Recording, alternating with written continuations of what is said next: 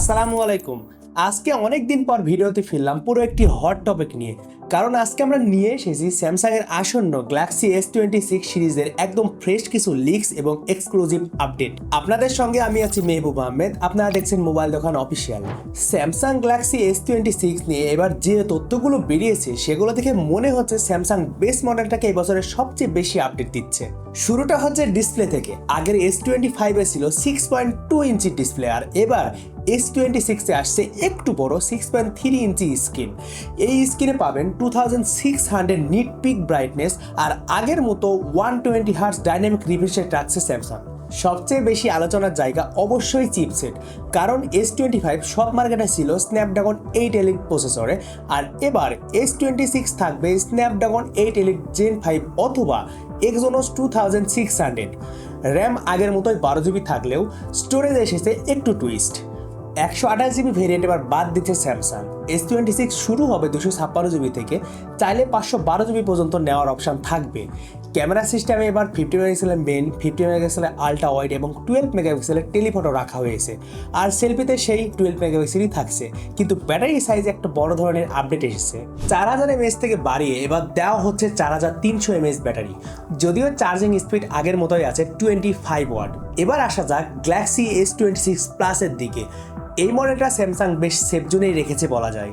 Screen size 6.7 ইঞ্চি QHD+, brightness 2600 nits, refresh rate 120 hertz, সব কিছু আগের S25 প্লাসের মতোই। র্যাম এবং স্টোরেজ অপশন অপরিবর্তিত। র্যাম 12 জিবির সাথে থাকছে 256 জিবি বা 512 জিবি রম।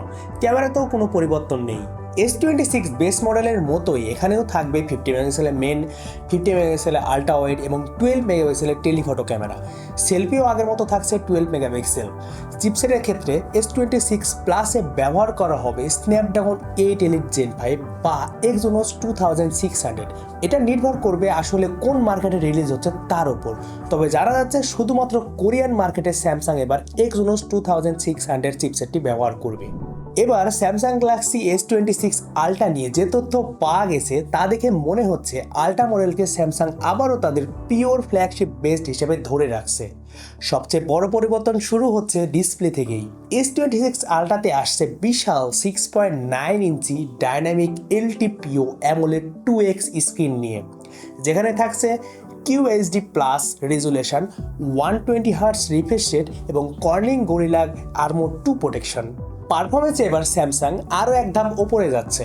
ভেতরে থাকছে Qualcomm Snapdragon 8 elite gen 5 chipset, যেটা 3 ন্যানোমিটার আর্কিটেকচার উপর বিল্ড করা। CPU ক্লক স্পিড, এফিসিয়েন্সি আর বিশেষ করে Adreno 830 GPU। ক্যামেরা সেকশনে এবার পুরো সিরিজের মধ্যে সবচেয়ে বড় USP বলা যায়। এখানে থাকছে 200 মেগাপিক্সেলের মেন সেন্সর, 12 মেগাপিক্সেলের টেলিফটো, 50 মেগাপিক্সেলের পেরিফোকাস টেলিফটো আর 50 মেগাপিক্সেলের আল্ট্রা ওয়াইড সেন্সর। ভিডিওতে 8K শুটিং সাপোর্ট থাকছে, সাথে থাকছে HDR10+, বোকে ভিডিও সহ প্রো মোড, সবকিছুই ঠিক আগের মতোই প্রিমিয়াম। সেলফি ক্যামেরা এখানে 12 মেগাপিক্সেল হলেও ডুয়েল পিক্সেল PDAF থাকার কারণে লো লাইট সেলফি আর ভিডিও মান আগের থেকে অনেক ভালো হবে। ব্যাটারিতে এসেছে বড় আপডেট। 5400 mAh ক্যাপাসিটির ব্যাটারি, সাথে থাকছে 45 ওয়াটের ফাস্ট চার্জিং, 15 ওয়াটের ওয়্যারলেস চার্জিং আর রিভার্স ওয়্যারলেস চার্জিং।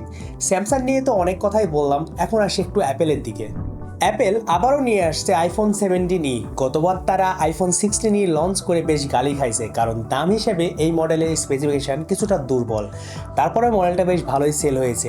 এই মডেলটা মূলত US বেস তৈরি করা হয়। মডেলটি রিলিজ হওয়ার কথা স্প্রিং 2026, অর্থাৎ ধারণা করা হচ্ছে মার্চ এর প্রথম সপ্তাহে রিলিজ হয়ে যাবে। ঠিক iPhone 17-এর মতোও এক্ষেত্রে থাকছে অ্যাপেল A19 চিপ। যোগ হতে পারে সেন্টার স্টেট স্কোয়ার সেন্সর, যা ল্যান্ডস্কেল সেলফি আর ফ্রেমিং অনেক ভালো করবে। এছাড়াও ডিসপ্লেতে থিনার বেজেল আসতে পারে।